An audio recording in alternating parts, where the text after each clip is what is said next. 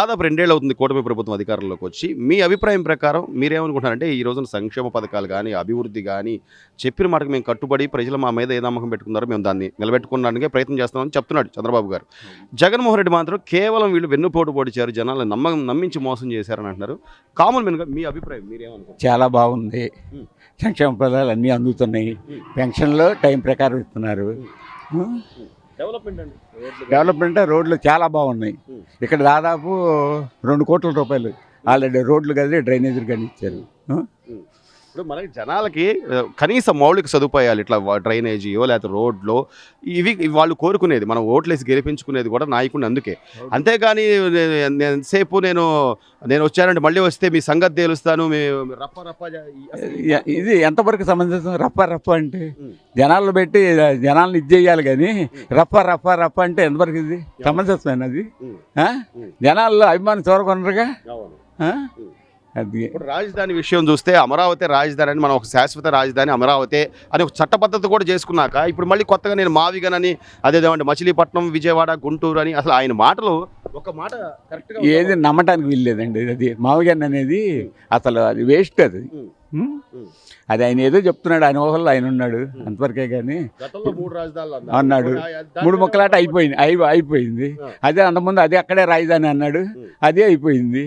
ఏది చేశాడు? ఏది చేయలేదుగా. చూసుకోండి, మంగళగిరి నుంచి తెనాలి రోడ్డు ఉంది, ఎంతమంది చనిపోయారు. ఇవాళ ఎట్లుంది రోడ్డు చూడండి. అది డెవలప్మెంటేగా. అంతేగా. అంటే ఇప్పుడు ప్రజలు ప్రతిదీ కూడా గమనిస్తున్నారు. అరచేతిలో మొత్తం ఫోన్లో ప్రపంచం అంతా కనబడుతుంది. కానీ మనం ఏదో ఒకటి చెప్పి లేకపోతే ఏదో ఒక నిందలు వేసి దాన్ని ఇదే నిజం అంటే అంత అమాయకంగా ఉన్నారా బాబాయ్ జనం? ఏమీ లేరు. జనం మైండ్లో వేరేగా ఉంది. ఆయన చెప్పిన మాట ఎవరు నమ్మరు. అట్లాగే ఈరోజు కులాలు లేకపోతే మతాల మధ్య ఏదో ఒక విధంగా విద్వేషాలు రెచ్చగొడదాం, లేదా వాటి మీద కేసులు వేద్దాం, వీటి మీదకి అది సమంజసం కాదు. అదే సమంజసం కాదు అది. ఆయన రూట్లో ఆయన పోతున్నాడు. ఏదో రఫ అనుకుంటే వెళ్ళిపోతే జనం ఎలా నమ్ముతారు? నమ్మరు కదా. అవును అయిపోయింది. ఒక ఛాన్స్ 150 సీట్లు ఇచ్చారు. ఏం చేశారు? నువ్వేమైనా చేసావా? రాజధాని అక్కడే అన్నావు, ఏం చేసావు? 3 ముక్కలు అన్నావు, అది లేదు. ఇప్పుడు మావిగన్న అంటున్నావు, అది లేదు. మరి ఏంటి పరిస్థితి చెప్పండి. అట్లా ఈ సంక్షేమ పథకాలు బాబా ఈరోజు పెద్దవాళ్ళ పెన్షన్లు కానీ, పిల్లలకు స్కూల్ పిల్లలకి వాళ్ళ యూనిఫాములు అని, మధ్యాహ్నం భోజనం అని మార్పు కనిపిస్తుంది. ఏంటి మీరు గమనించిన ఏంటి బాబాయ్ సంక్షేమ పథకాల్లో మీరు గమనించిన మార్పులు? అప్పుడు ఆయన ఇచ్చినప్పుడు 2200, 2400, 4000 ఇస్తున్నారు, పెంచాడు. తర్వాత ఒకసారి ఇవ్వలేదుగా, ఇప్పుడు ఇస్తున్నారుగా. అది బట్టలు యూనిఫామ్ ఇస్తున్నారుగా, యూనిఫామ్ ఇస్తున్నారుగా. ఇప్పుడు రవాణా సౌకర్యాల్లో ఫ్రీ బస్సు వచ్చిందిగా. రైతులకి అన్నదాత సుఖీభావ పథకం అందరికి దాదాపు ఒకటే తప్పితే 90% పడింది. ఇట్లా సంక్షేమ పథకాలు ఇస్తూ ఒకవైపు డెవలప్మెంట్ అటుపక్క అమరావతి కానీ లేకపోతే పోలవరం కానీ ఇన్ని చేస్తున్నా ఏమీ చేయట్లేదు అని చెప్పి అది ఆయన దీనికి వదిలేద్దామండి అంతే. ఎందుకంటే మన అవును జనం క్లారిటీగా ఉన్నారు, వాళ్ళకి అర్థమవుతుంది కదా. ఎవరో ఒకళ్ళు ఇద్దరు ఉంటారు, ఇది ఆపోజిట్గా ఏదో వాళ్ళు ఫాలో అయ్యే వాళ్ళు ఉంటారు కాబట్టి అంతే తప్పితే చాలా బాగుంది. ఓకే సార్, ఆయన గురించి చెప్పే పనే లేదు. నాకు పింఛన్ వస్తుంది, రైతు భరోసా వస్తుంది, భగవంతుడిలాగా నాకు బాగా ఆయన చల్లగా ఉంటే చాలు నాకు. అది చెప్పినట్టుగా అంటే ఇన్ని ఇబ్బందుల్లో కూడా ఆయన చెప్పినట్టు ఇస్తున్నారు. ఇవన్నీ గాలి మాటలండి, ఇవన్నీ గాలి మాటలు. ఎవరి నమ్మకం వాళ్ళది, నా నమ్మకం ఇది. ఉన్నమాట చెప్తాను కదా. నేను ఫస్ట్ నుంచి కూడా గతంతో అంటే నేనేమంటున్నా అంటే గతంలో ఎలా ఉంది జగన్మోహన్ రెడ్డి గారి ప్రభుత్వం అప్పుడు ఆయన మాటలు చెప్తామే కానీ మాటలు మూటలు కావు. అవన్నీ ఏంటంటే రౌడీజం. ఇది బాగా చేస్తున్నారు. ఎక్కడా కూడా ఇప్పుడు మన కళ్ళ కనపడుతుంది రోడ్లు కానీ లేకపోతే బస్సు ఉచిత బస్సు అని కానీ కనపడుతున్నా కూడా ఇంకా ఏదో జనాలు మోసం చేశారు, జనాలు ఆయన బుద్ధి అసలు ఇది. ఇక ఆయన అట్లా చెప్పుకుంటే అంతే. మరి నమ్ముతారా ఆయన మాట? అసలు 100కి 99 మంది నమ్మరు. చెప్పుకుంటే ఎవరి ఇష్టం వాళ్ళది, అంతేగాని నా అభిప్రాయం ఇది. ఈ రోజున చంద్రబాబు గారు కొడుగ్గా లోకేష్ గారు కానీ ఆయన విద్యాశాఖ మంత్రిగా, ఐటీ శాఖ మంత్రిగా చేస్తున్నాడు, బాగా చేస్తున్నాడు. పిల్లల్ని చూస్తున్నారు బాబాయ్, స్కూల్కి వెళ్ళి పిల్లలు అందరినీ చూస్తారు. అదే 10 రోజుల వెనక ముందు ఎంత ఎత్తా ఉంటారు కదా, వేస్తారు. ఈ రోజున యూనిఫాములు, మధ్యాహ్నం అన్ని ఇస్తున్నారు, బ్రహ్మాండంగా దాన్ని చేస్తున్నాడు. అంటే ఇంకా దాంట్లో సచ్చే లేదండి పాప. ఇంకోసారి రావాలి ఈయనే. నా అభిప్రాయం. ఎవరు? చంద్రబాబు నాయుడు చంద్రబాబు గారు. ఇంకోసారి రావాలా అంతే. లేదు, జనాలంతా నా వైపు ఉన్నారు, రప్ప రప్ప ఏంటంటే ఈ రఫా ఈ గాలి మాటలు ఇవన్నీ ఏంటంటే అబద్ధం మాటలు మూటలు అవుతాయి అని ఇవన్నీ ఎందుకంటే బ్రహ్మాండంగా చేస్తున్నారు. ఇక దాని గురించి సత్యవద్దు.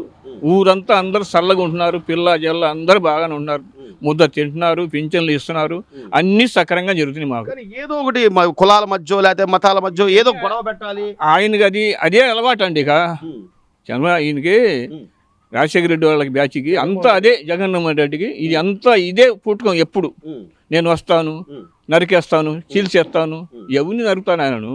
ఎంత పిచ్చోడు ఎవరు లేరు ఇక్కడ. ఇంకా నీకు ఇంతవరకు దయదలిసి వాళ్ళు జైలు వేయకుండా ఉంటున్నావు, సంతోషంగా ఉండు అంతే.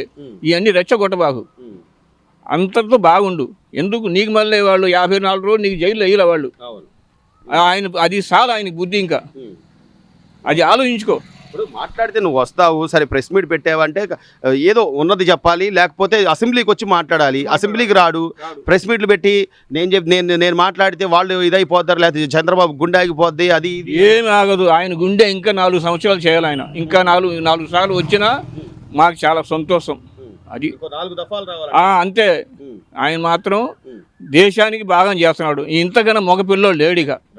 2 ఏళ్ళు అవుతుంది చంద్రబాబు గారు ఈ రోజున పెన్షన్లని కానీ రోడ్లని కానీ మార్పు వచ్చింది అంటే గత 5 ఏళ్లతో పోలిస్తే ఇప్పుడు ఎలా ఉంది పరిపాలన? ఇప్పుడు బాగుంది, బానే ఉంది.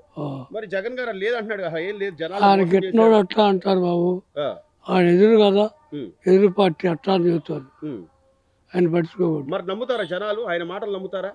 కొంతమంది నమ్ముతారు, కొంతమంది. ఇప్పుడు కళ్ళ ముందు కనపడుతున్నాయి రోడ్లు కానీ పెన్షన్లు కానీ. టైంకి ఇస్తున్నారా బాబు పెన్షన్? ఇస్తున్నారు. ఎంత ఇస్తున్నారు? 4 ఏళ్ళు. ఏం తగ్గిస్తున్నారా? తగ్గించాలి, తగ్గట్లేదు కానీ తగ్గించలే. 4,000 అంటే 4,000. ఎట్లా ఉపయోగపడుతుంది మీకు? 4,000 ఎలా ఉపయోగపడుతుంది? మాకు ఇడ్లీకి బిడ్లీకి ఎలాగలమైనది తినటానికి. ఇంటి పిల్లలకి ఇచ్చే పని లేదు, వాళ్ళు పెడతారు. మరి జగన్ కూడా నేను 3,000 చేస్తా అన్నాడు, మరి అప్పుడు ఒకేసారి ఇచ్చాడు ఆయన? ఇవ్వలేదుగా, ఇవ్వలే. 250 అంతవరకు. అదేమంటే నేనే బాగా చేశాను, నేనే మంచి పరిపాలన అందించాను, వీళ్ళు మోసం చేసి వచ్చారు జనాలు. వాళ్ళ అభిమానులు బాగా చెబుతారు బాబు, ఆయన మీద అభిమానులు చెబుతారు.